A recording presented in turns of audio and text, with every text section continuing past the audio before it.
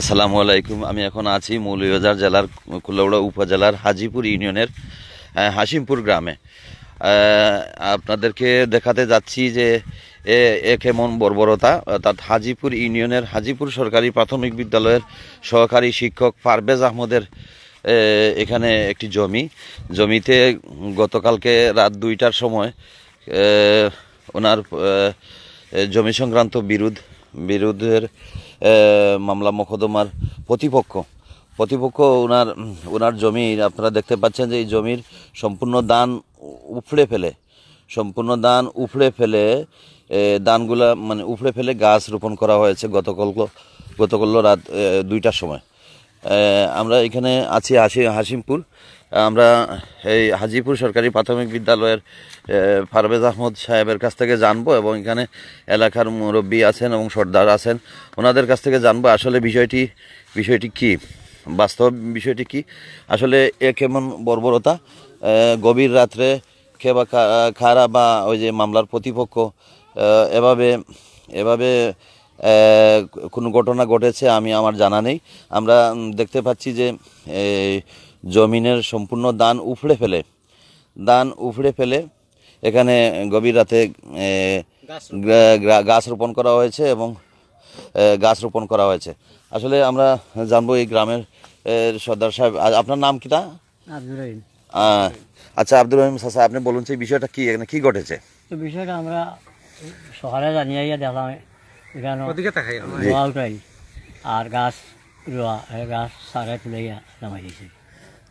আর তারা হইলাম যে আপনারা কোনো মাইক ডাঙ্গা খাজিয়া খারা কোনো করে গেলা আমরা 4 দিন বাজে সবে বইয়া হারিয়া এটা দেখে দিম।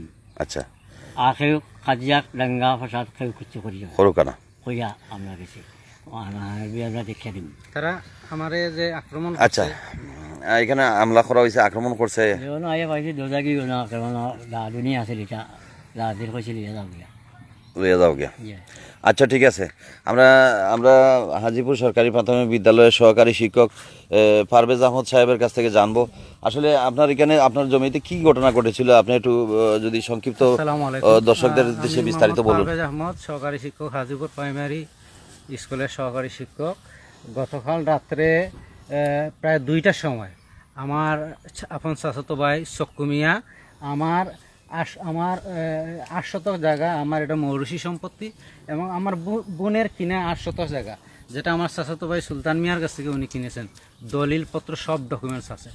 ওনারা বলতেছে তার মায়ের 2 শতক জায়গা এদিকে পায়, কিন্তু গত 30 ধারাতে যে মামলা হয়েছিল ওনারা সেখানে পায়নি, এরা দেয়নি। ম্যাজিস্ট্রেট বলেছে এখানে জায়গা নেই, সমান বাটে চলে গেছে, আমি কোথা থেকে দেবো।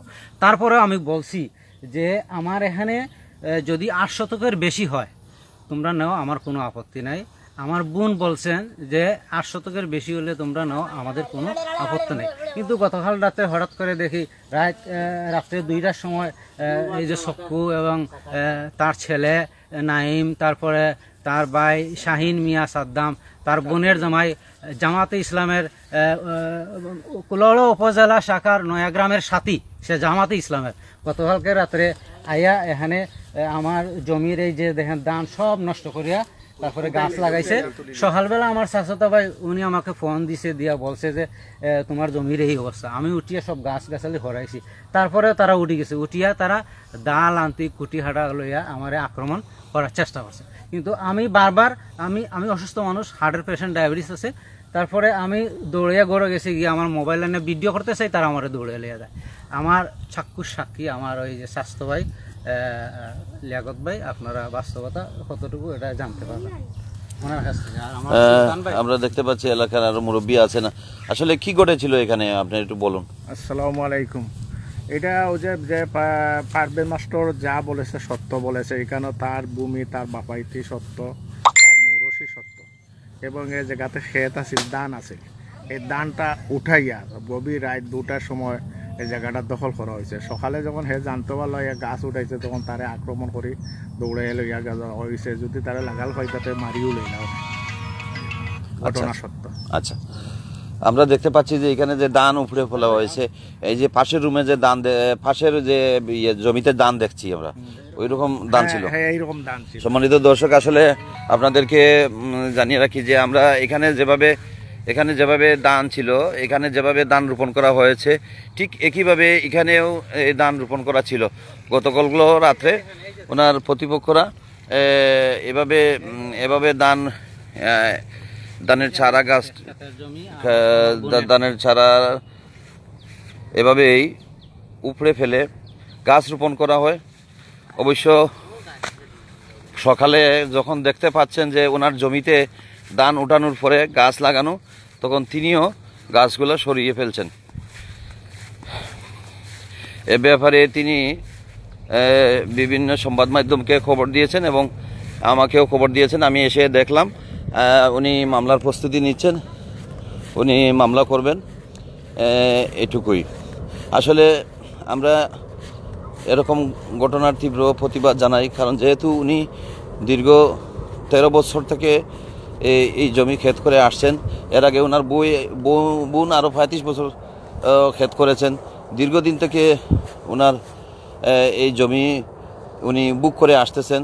হঠাৎ করে এভাবে অত্যন্ত দুঃখজনক ঘটনা। সবাইকে ধন্যবাদ। আসসালামু আলাইকুম।